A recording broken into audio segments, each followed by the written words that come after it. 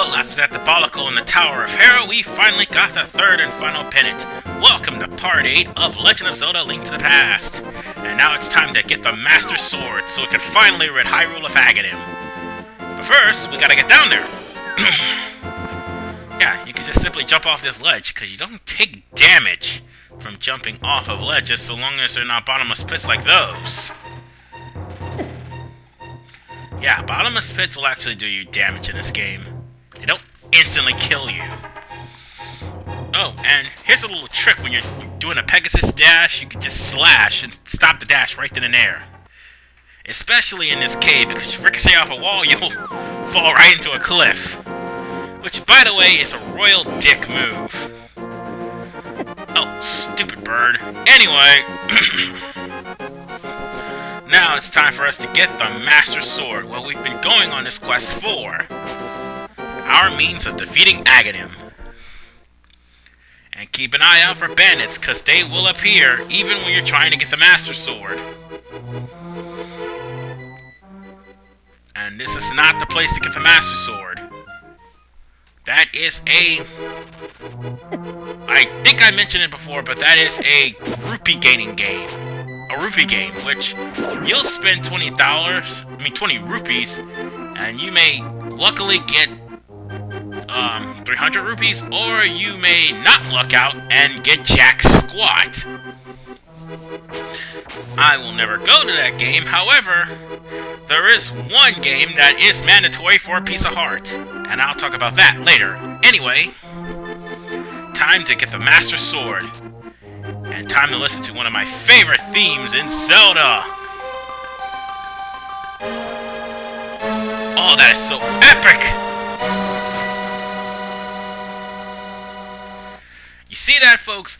That epic theme has been carried on throughout the entire Legend of Zelda games. And this is Sahasrara telling you that with the Master Sword, now we can actually do some damage to Aghanim. Funny thing is, he also gave away Aghanim's weakness. To further implement that this game is easy.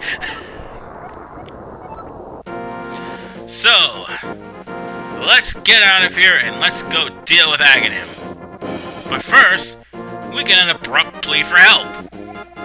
Arfie man, help! The soldiers are coming to the sanctuary! Ay! That was the sanctuary guy. And yes, he had one job, and he failed. Zelda has been kidnapped yet again. Oh boy. Twice in one game, our work is definitely cut out for us. Oh, but wait, it's gonna get much worse as far as Zelda's concerned. Trust me. I'm not complaining, I'm just stating the obvious fact here. Meanwhile, now that I have the Master Sword, let's return back to the Sanctuary and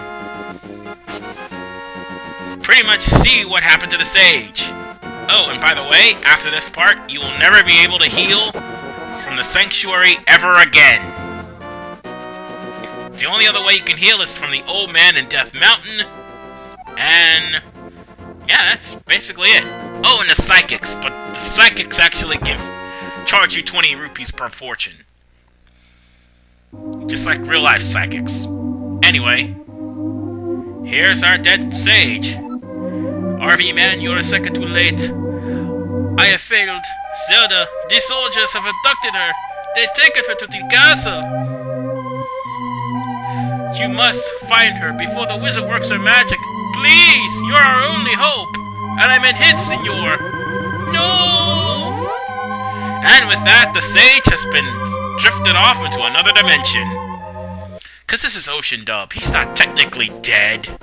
I'm just kidding with the Ocean Dub jokes, people. But seriously, he gets better. He just is whisked away. But on a real note, folks, Banjo-Tooie is not the first game that acknowledges death. As a matter of fact, this game actually acknowledged death first. And where I'm going is back up to Death Mountain, because there is something on the same hill where the Tower of Terror is that we need to get. You know, I really should cut this out, but it's really a short trip up there, so it's not that big a deal. Now, let's not fall in any pit holes, and let's go straight to that place that I was talking about. Right here. And let's not die. Oh yeah, I almost forgot. When I was trying to hunt for fairies off screen, I died from the rocks on Death Mountain. Yes, the frickin' rocks from Death Mountain actually killed me.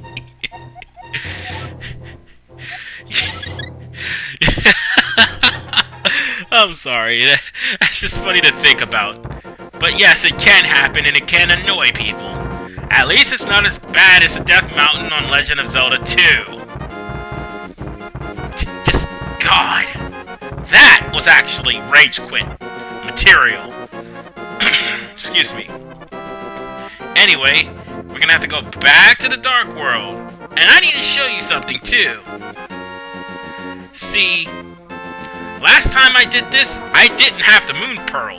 I didn't even discuss that too.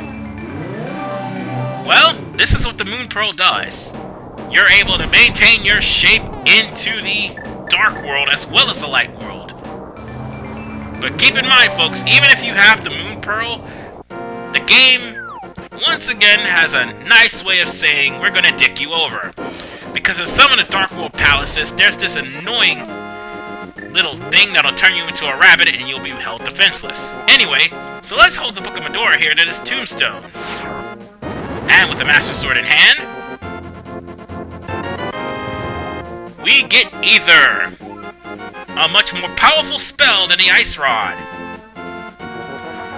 Thing is, there are some enemies that really need the Ice Rod. Other enemies, you can just freeze them all with Ether. It is so fantastic. And when we get another item in the Dark World, pretty much, because that's where we're basically headed. When we get another item in the Dark World, combine Ether with that item, and voila, you'll get instant magic, and more importantly, you will instantly kill enemies. And this is me being stupid. This is what happens when you don't use that trick. I don't know what I was smoking. This time, I thought I was trying to move faster, but, well, it was an accident. So I just walked normally. Sorry. Gotta clear my throat. Anyway, while I'm heading over to Hyrule Castle, because that's exactly where we'll be going. Well, not really. There's one other place I need to go first. By the way, now that I mention it, notice my arrows and bombs. My arrows are 40, my bombs are 20. That's because I spent like 200 rupees, actually 300 rupees to make that happen. I'm gonna need more than that, but still. I spent a lot of rupees at the Pawn of Happiness, and it still said I was gonna get bad luck and little luck. Oh, I'm not gonna die here. Screw you, game. Because I'm heading over there anyway. So, while I'm going over to the Pawn of Happiness, because there is something I wanted to show you guys, here's why I postponed Resident Evil. Resident Evil 2, actually. See, I had my save file in a safe place, which is right next to my TV. My cat thought it was a fun idea to jump on my TV and try to slide off of it and go onto the closet. I don't know why, my brother got her like that. Anyway, when she did, she broke my save pack. My save pack had not only the Resident Evil 2 data, but it also had... Yeah, see, there she is right now. But what I was saying was... Oh, I thought I was going to go to the Pond of Happiness, but I guess I'm not. My safe pack does have Resident Evil 2, and it did have Legend of Dragoon, and Street Fighter Alpha 3, and Mega Man X4 and 5. She broke my safe pack, and now I went and bought a new one. And by the way, Resident Evil will be coming out tomorrow. I'll pick up where I left off. Provided I have to do the whole section up to the point where I was all over again. Anyway, see this door right here? We just need to use the Master Sword to get through. And there's going to be another door like this. I think this is the only time you have a door like this unless you're playing the GBA version. Because they have another door like this in the Palace of the Four Swords in the GBA version. And see how effective Ether is? Ether will put these dark nuts in their place. Although you may get rupees and magic for it if you smash them, still. Ether works with the dark nuts with the ball and chains. And the beam attack, which I should be explaining, works well for ranged attacks. These dark nuts are relentless, and there was a fairy! Wow. Funny thing is, once I got all those fairies, I still managed to... Aw, you bastard, you had to hit me. You just had to hit me! Anyway, once I got all those fairies, as I was trying to say, I still managed to beat Moldorm. So, yeah. Anyway, what we need to do is... Sorry about that. I accidentally hit my mic again. But what I need to do is light all these candles. So, yeah, light all these torches so we can see what's going on. And this block here, that's only if you want to go out the reverse way. What we really were looking for is the key. And so I'm going to use the lantern to light the area so I can see where the hell I'm going. No. There we go. The key's in that chest. There, it's bright enough for you guys to see.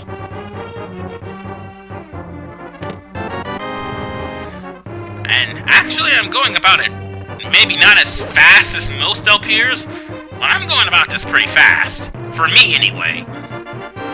It's 8 parts and I'm already in the dark... Well, I'm about to go to the Dark World.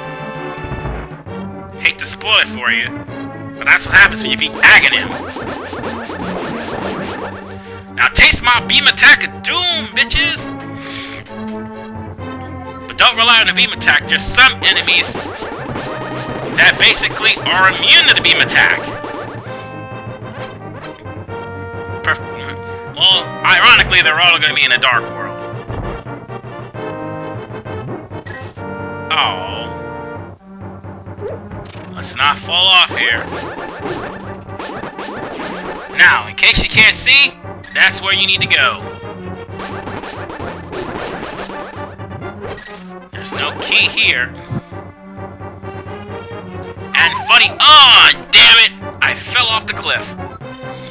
And funny thing is... You can push that... Damn it! I did not mean to fall off a cliff. Anyway... Let's light everything back up, and you can push that block to go back out the way you came. Just that simple.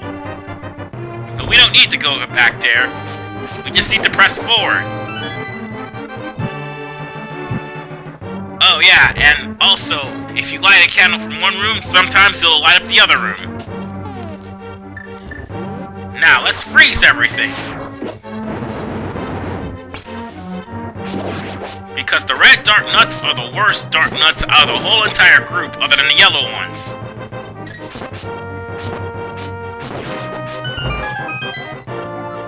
Yeah.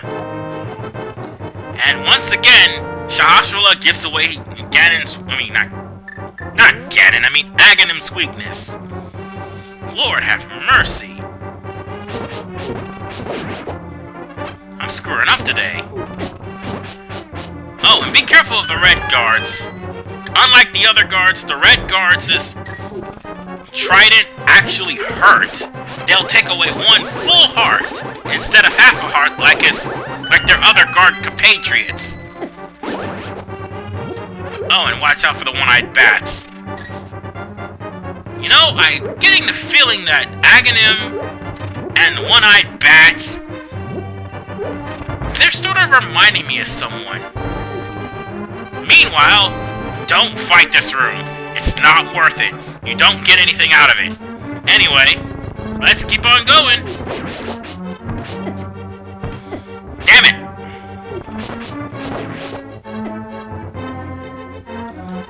That was just dangerous. And slash off the cliff. And... yep, I fall off the cliff. But yeah, Aghanim, that eyeball monster, and... Aghanim and the eyeball monster, they both actually look familiar. As a matter of fact, they remind me of Zirconia from Sailor Moon. Oh, speaking of Aghanim, we're about to go there right now. Brace yourselves, people, for some more epic reading. Aw, Arby Man, I have been waiting for you. Yes, I know you have. I was hoping I could make Zelda vanish right in front of your eyes. Behold, the last moment. Keep scrolling. Of Princess Zelda, as I send her to another dimension. And your mother's a whore. Yes, that's my Sean Connery voice.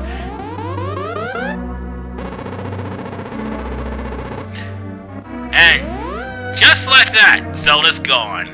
Ho ho! With this, the seal of the 7 wise men is at last broken.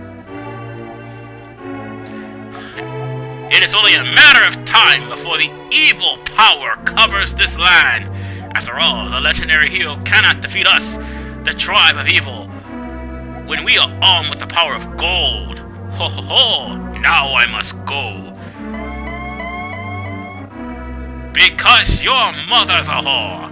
Suck it, Toffee Man. Suck it long and suck it hard.